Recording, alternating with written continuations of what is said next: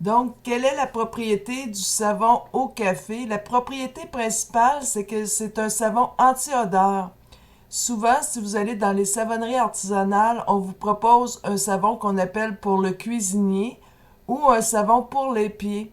Tout simplement parce qu'en cuisine, comme savon de cuisine, il va éliminer les odeurs d'ail et de poisson. Au niveau des pieds, pour ceux qui transpirent énormément des pieds, c'est un savon idéal pour éliminer les odeurs de transpiration et les mauvaises odeurs des pieds. Donc, c'est un savon vraiment qui va agir contre les odeurs et les éliminer. Donc, la recette, c'est 230 g d'huile d'olive, 135 g d'huile de canola, 95 g d'huile de noix de coco, 50 g d'acide stéarique, une cuillère à soupe de café moulu, 69 g de NaOH ou hydroxyde de sodium, 180 g de café infusé. Alors ici, j'ai déjà l'huile d'olive et l'huile de canola dans mon chaudron. J'ajoute l'acide stéarique. Par la suite, j'ajoute l'huile de noix de coco et je laisse fondre à feu très doux au minimum.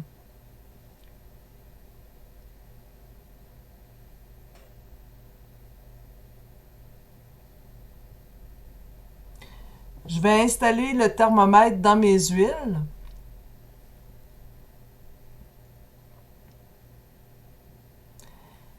Et par la suite, on va procéder à la dissolution de l'hydroxyde de sodium dans le café qu'on a infusé. Donc, si vous avez un restant de café le matin, vous pouvez l'utiliser pour faire du savon.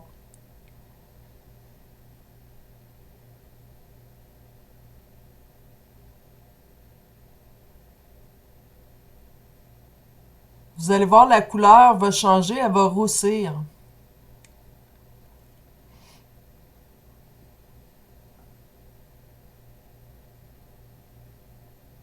Assurez-vous que l'hydroxyde de sodium elle est bien dissous. Si vous n'êtes pas certain, vous pouvez utiliser une petite passoire pour filtrer votre solution avant de la verser dans les huiles. Donc, j'installe un thermomètre et maintenant, je vais attendre que mes températures soient atteintes.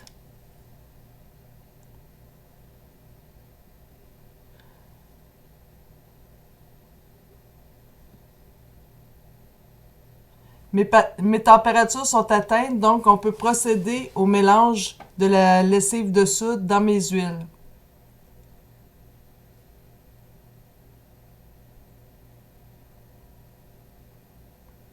Vous allez voir, ça commence déjà à vouloir figer. Donc, c'est une trace qui va arriver très rapidement. Je vais ajouter le café moulu.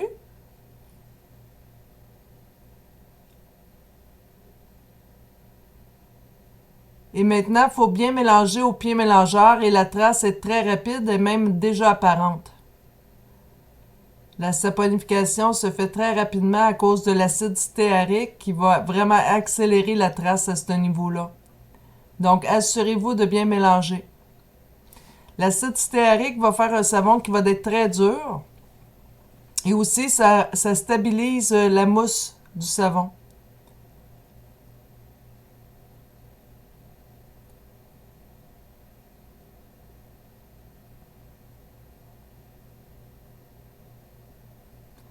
Quand on a une trace épaisse comme ça, c'est important lorsque c'est le temps de mouler, on ne perd pas de temps à le verser dans les moules.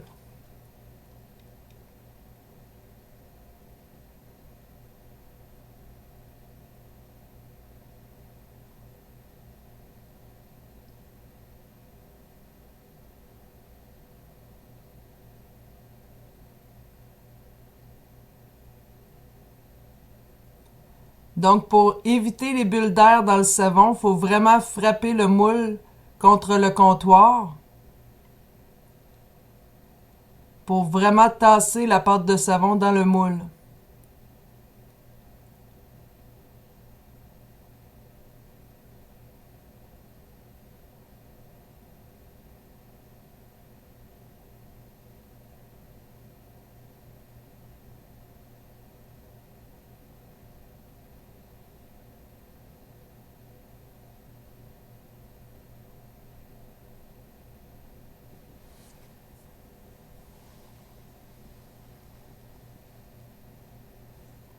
Alors on cogne le moule encore contre le comptoir, assez fortement.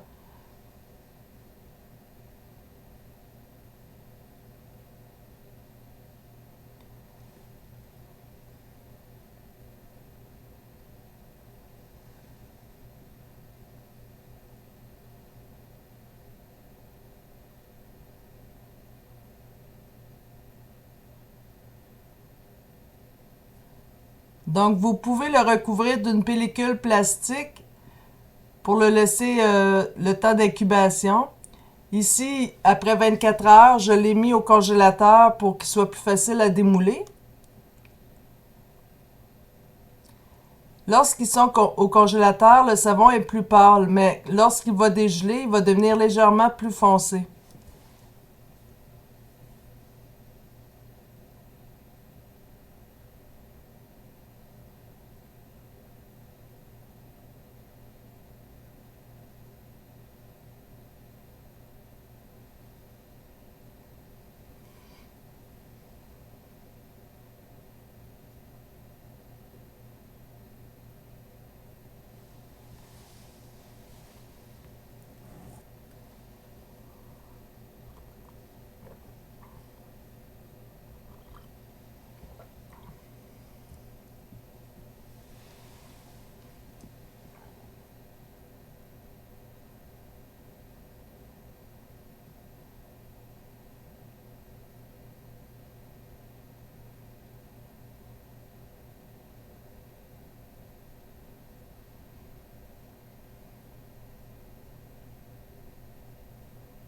C'est pour ça que je préfère congeler le savon parce que c'est plus simple à démouler. Le savon est plus solide et c'est plus simple.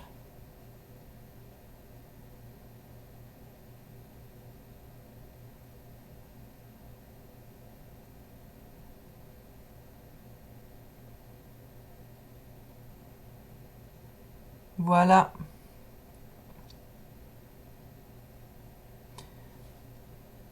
Donc maintenant, je vais procéder à la coupe du savon et après, je le laisse sécher en cure pendant 4 semaines. Mais après l'avoir coupé, je vais vous montrer son pouvoir moussant. C'est une chose que j'ai pas montré dans d'autres vidéos, comment le savon mousse, dépendamment des recettes, mais plus longtemps que vous laissez sécher le savon, meilleure va être la mousse. Parfois, un savon que ça fait 1 an qui est en cure, qui sèche, le savon devient très moussant.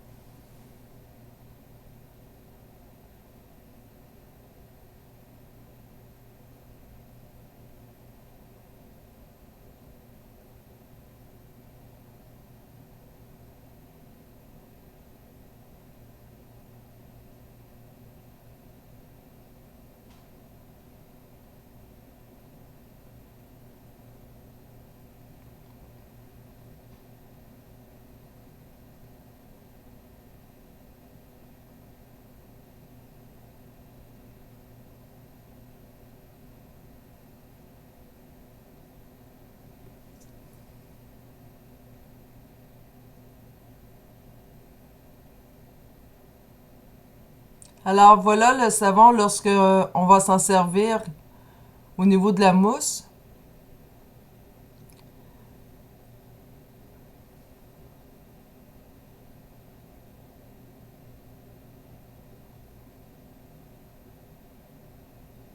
Mais plus longtemps vous le laissez sécher, meilleure va être la mousse.